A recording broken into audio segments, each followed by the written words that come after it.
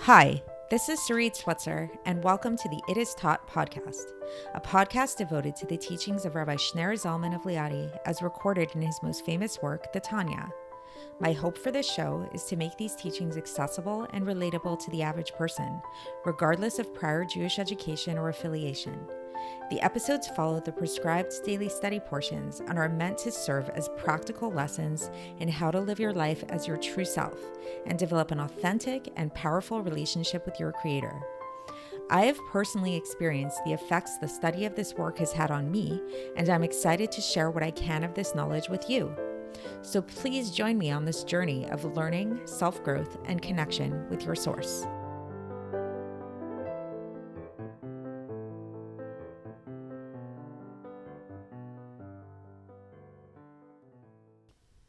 Hi, and welcome to the It Is Taught podcast. This is episode 488 for the 3rd of Nissan in a regular year. There is a quote by Friedrich Nietzsche, the philosopher, and this is taken from an essay that he wrote called The Despisers of the Body, which is found in his most famous work, Thus Spoke Zarathustra. And the quote goes, "The soul is only a word for something about the body."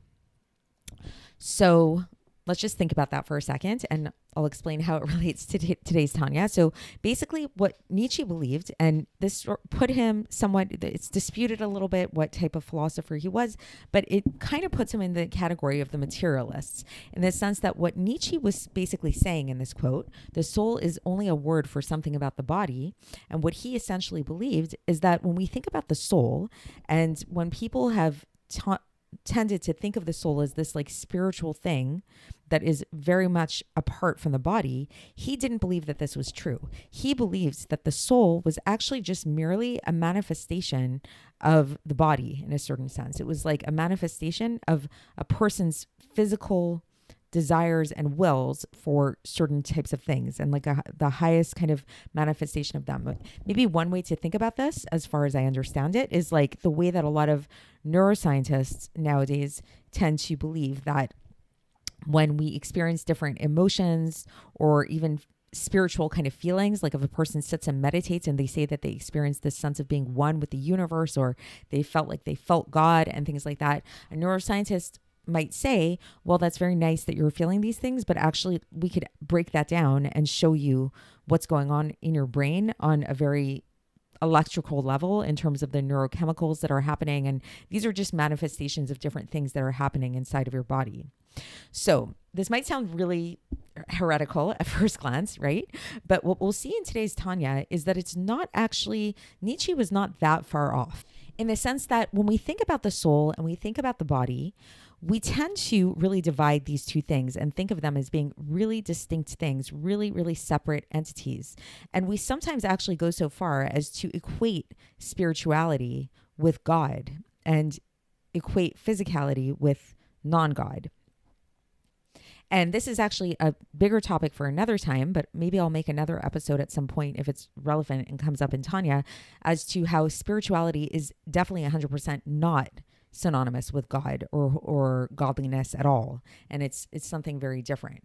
But in today's Tanya, what we're going to be learning about is really focusing on this idea of physicality and spirituality, and about how these two things are really not as distinct as we might think that they are. Specifically when we're talking about the body and the soul, and about how these two things actually have a lot more in common than we might think at first glance. And so we're going to get into the text, but before we do, I think it might be useful if I kind of give a brief summary of it and then get into the text, because you'll see just the way that the text is structured. So the basic answer to this, the basic understanding of what this means, that the body and the soul are really one and the same in a certain sense, is in the fact that really ultimately, when we talk about the body and when we talk about our soul, so specifically again here, if we want to be really particular, we're talking again about the animal soul of humans, and we're talking about the animating life force in all things.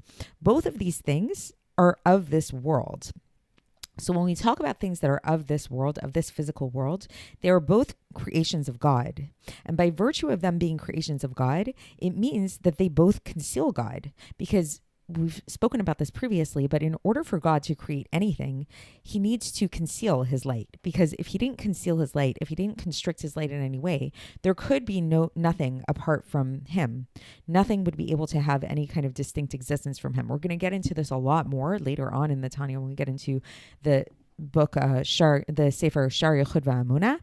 But for now, just to understand that idea that everything in this world, no matter what it is, no matter what level it's at or whatever, is ultimately coming from a place of concealment within God. And we talked about how there's this idea of the klipos, there's this idea of the husks, which husks are these like shells, and just like a shell conceals the flesh of the fruit, so too do the husks conceal the godliness contained within the world. The husks are what allow there to be this sense, the semblance of the world having an independent existence of its own. And we talked about how there are different types of husks in the world. There are the 3 impure husks, which conceal godliness entirely. They're totally opaque.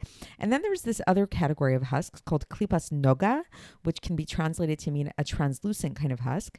And this is a husk which conceals godliness. However, it does have the ability to eventually be rectified and reveal godliness through our effort and through our will.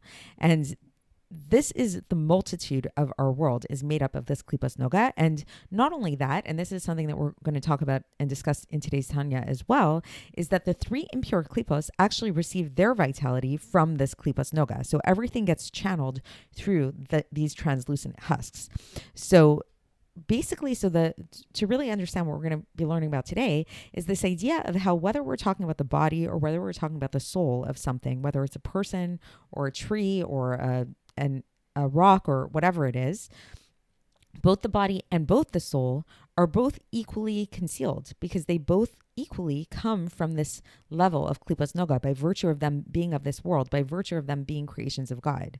Now, there is a distinct difference between them, and this is how the Alter Rebbe is going to conclude this section, in the sense that while everything in this world may be coming from an equal place of concealment and constriction, nevertheless, some different creations differ in terms of how much and to what extent they manifest and they express godliness and they express their true essence in the world. So that's going to be more of a topic for tomorrow. But for today, that's how the Alter Rebbe is going to just conclude with this idea. So the basic thing we're going to be learning is about how everything really comes from the same original source, and everything conceals God in a certain way.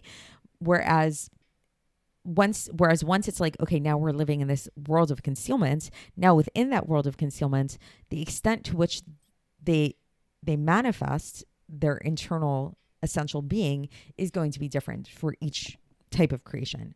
So let's get straight into the text. Hopefully maybe that will help clarify all of this in case you're not really following. And then maybe I'll bring it back to that Nietzsche quote and how we could maybe understand that, whether it's accurate, whether it's not accurate, what's really going on with that. So here we go. So again, to bring this into context, again, we're in the middle of chapter 38 of Tanya. And yesterday we brought up this idea of how everything in the world has a body and a soul to it, not just humans, but even things that are totally inanimate, like rocks or dust or things like that. And we talked about how the way that we can kind of define the soul of every creature in the world is its animating force, its life force. So even when you think about a rock, let's say, you might not overtly think that it has a life force, like it doesn't breathe, it doesn't move, it doesn't talk or anything like that. Nevertheless, by virtue of the fact that it exists, that it's here in the world, means that it does have a certain animating life force. It is alive in a certain sense because it's here in the world. And that animating life force that brings it into existence can be thought of as its soul. So now today we begin and we talk about how that in both of these things, whether we're talking about the body of the thing or the soul of the thing, the light within them is equal in terms of concealment and garments, meaning to say that the light which is hidden and concealed and vested within them are both of this world. They both come from this world. What is this world? The general aspect of this world concealed in an equal measure the light and vitality of the spirit of the mouth of God in a way of total concealment.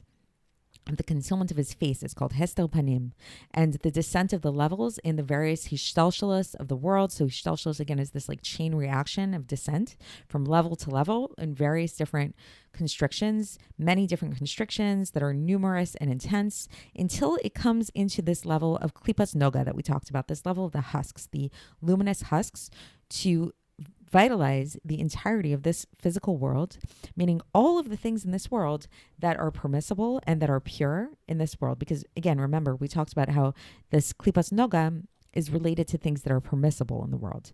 And then through this, not only do all the permissible things come, but through this Klipas Noga, all of the impure things also receive their influence from this Klipas Noga, because this Klipas Noga, as we explained elsewhere, serves as an intermediary between holiness and impurity. So this is why it can kind of go either way, and this is where our will comes in, and why we can use permissible objects in good ways or in negative ways. So basically, what the Alter Rebbe is basically teaching us here is that everything in this world, whether it be its spiritual life force or whether it be it's just like it's matter, like the raw physicality of what it's made up of, both of these things, both are equally concealed. Both are equally just things that God created in this world.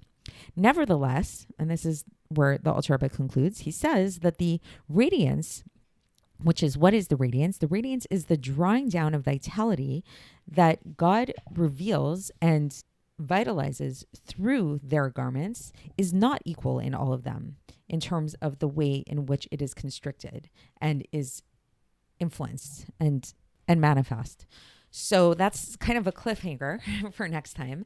And the Alter Rebbe is going to explain what he means by that next time. But just kind of to recap. So what we learned today is this idea that the vitality, the essential vitality and the essential light of God that is found within all of creations, whether we're talking about their spiritual aspect or whether we're talking about their physical aspect, both of them are essentially the same because they both conceal God in the same way. And this is where we can really bring it back to that Nietzsche quote in the beginning, where Nietzsche said that the soul is merely something about the body. So he was onto something in the sense that the soul and the body are not as different as we might think of them to be, at least when we're talking about the animal soul.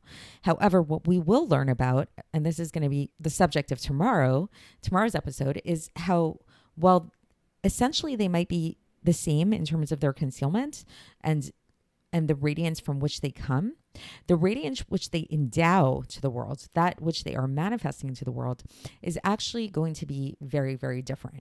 So that's it for today. And so tomorrow, the Alter Rebbe will continue along these lines, and he will get into what this means exactly and how do these different influences come about, and how do different creatures manifest God's light to various extents, to a greater or lesser degree. So I will speak to you then.